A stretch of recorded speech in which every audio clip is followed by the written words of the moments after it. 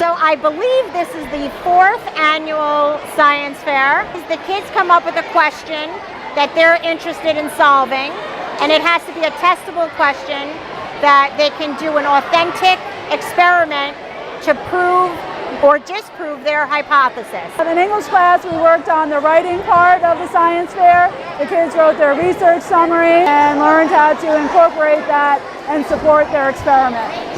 I researched what type of container helps preserve strawberries the best. After 6 days of testing, I came to a conclusion that the egg carton is the best preserver when trying to help preserve strawberries. I got to learn about independent and dependent variables, and I got to learn about constants, and I got to learn about how to put a project together. I concluded that running in the morning does burn more calories because your metabolic rate is higher in the morning, which is the rate you burn calories. My hypothesis is confirmed because Plan C had a bigger increasement than Plan A with no fertilizer. Because this one went to 14 inches and this one went to 18 inches. I learned that dog saliva actually is maybe cleaner than human saliva because it does contain NGF, which would help it kill bacteria in its mouth. And my hypothesis was if the high-end liquid lipstick lasts the longest, then this shows that you get the best formula for the most money. One with less cocoa melted faster because cocoa butter, which is fat extracted from a cocoa bean, has a lower melting point, which means it melts faster. So the more of it, the structure breaks down more easily. What I learned from this is it explains why some things expand when they are heated up. Like pasta, how it always expands whenever you boil it is because molecules inside of it have grown and has spread apart, causing there to be too many molecules in the food, causing it to have to expand so that there's more space. And what I learned from this is that even though it's like a graded assignment and that like there's a due date, it can be a lot of fun and it can be very educational. So welcome, this is the Science Research Symposium, and we did it this year with the 6th grade science fair. And the goal of tonight is really just to share all the great work that our 6th graders and that our science research kids 10th through 12th grade have done. And they've done a really excellent job of picking really unique projects and working on them over the course of the year.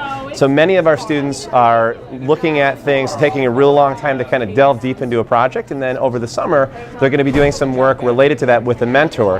Coming back next year, they'll be kind of working on that, finishing off their data, and then competing at some science fairs regionally. So this is kind of our local thing, and we're sort of practicing for some regional events that we're doing as well. It's been such a great night, and we're so happy to have people. I'm testing the precision of the robotic arm, but I'm connecting it to robotic surgery since it's controversial, since people don't like the idea of having a robot perform surgery on them. Are you born a certain way to learn, or is it more that you're told to learn a certain way? Okay. Yeah. Then what you would see is that they would be relatively good at knowing whether or not their answer was correct or not. And if you were not good at metacognitive monitoring. I'm working with different breeds of honeybees, Russian and Italians, and maybe a third group of wild-caught bees to see which is better suited for northeastern beekeeping. I thought, what if we give people an incentive to plant wetland plants around their fields, especially if they're pretty like irises, so that way we can remove some of this